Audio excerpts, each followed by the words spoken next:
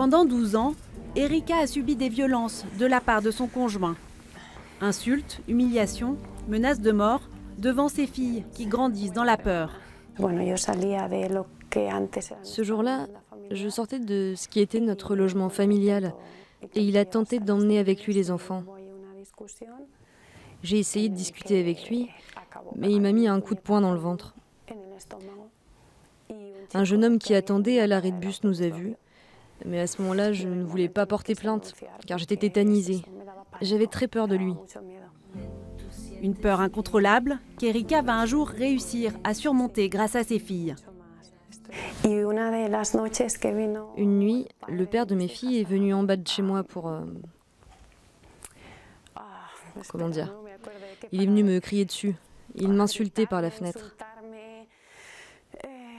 Mes filles ont eu tellement peur que l'une d'entre elles s'est mise à vomir. À cet instant-là, je me suis dit que je ne pouvais pas continuer à supporter cette situation, car elle avait des conséquences sur mes filles. Ce soir-là, j'ai été porter plainte au commissariat. Dans les heures qui suivent sa plainte, Erika est reçue au tribunal. En Espagne, la loi oblige la justice à instruire les dossiers de violence conjugale dans les 72 heures qui suivent le dépôt de plainte. L'objectif, apporter une réponse rapide aux victimes. Le juge a ensuite 15 jours pour organiser un procès et l'État peut se substituer à la victime. Carlos est l'un des 5 juges spécialisés du tribunal de Barcelone. Comment s'est passé le contact physique entre vous deux? Pouvez-vous me le décrire? Quand je prends une ordonnance de protection, je dois décider si je mets en place une mesure anti-rapprochement de l'agresseur vis-à-vis de la victime. L'idée, c'est que la victime soit protégée tant au niveau pénal qu'au niveau civil.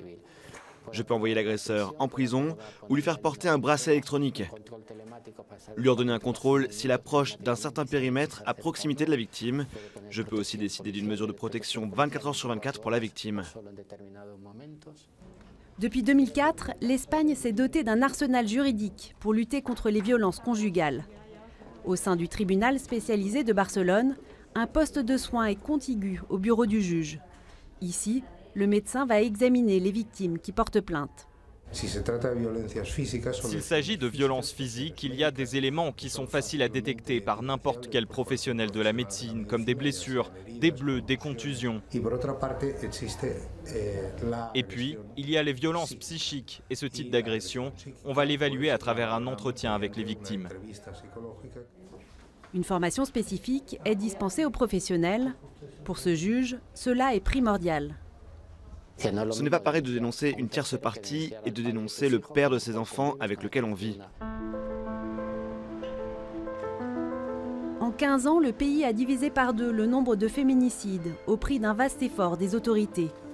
Tribunaux spécialisés, formation des magistrats et des policiers, protection des victimes. 200 millions d'euros sont injectés chaque année pour lutter contre les violences faites aux femmes, devenue une grande cause nationale. Chus, 63 ans, est une survivante. Elle se consacre aujourd'hui à une association qui aide les femmes. Pour elle, ce qui a changé en Espagne, c'est la prise de conscience de ce fléau par la société tout entière. Selon les Nations Unies, la violence contre les femmes, c'est le crime qui fait le plus de victimes au monde, bien plus que les crimes de guerre ou le terrorisme. Et donc ce qui s'est passé à un moment donné, ici en Espagne, c'est qu'il a fallu nommer les choses et mettre des mots dessus. La loi espagnole dit clairement que la violence de genre, c'est la violence qui s'exerce par les hommes contre les femmes pour la simple et bonne raison qu'elles sont des femmes. Ce soir-là, dans les rues de Barcelone, des femmes battent le pavé. Pour les organisations féministes, la loi espagnole ne va pas assez loin. Après la décision d'un juge qui a refusé de qualifier de viol un fait divers concernant une jeune fille de 15 ans inconsciente, abusée sexuellement par un groupe d'hommes, les manifestants réclament une modification du code pénal. Ils l'ont violée. Même si elle ne leur a pas dit non, ça reste un viol. Ce n'est pas une agression. Donc il faut modifier le code pénal.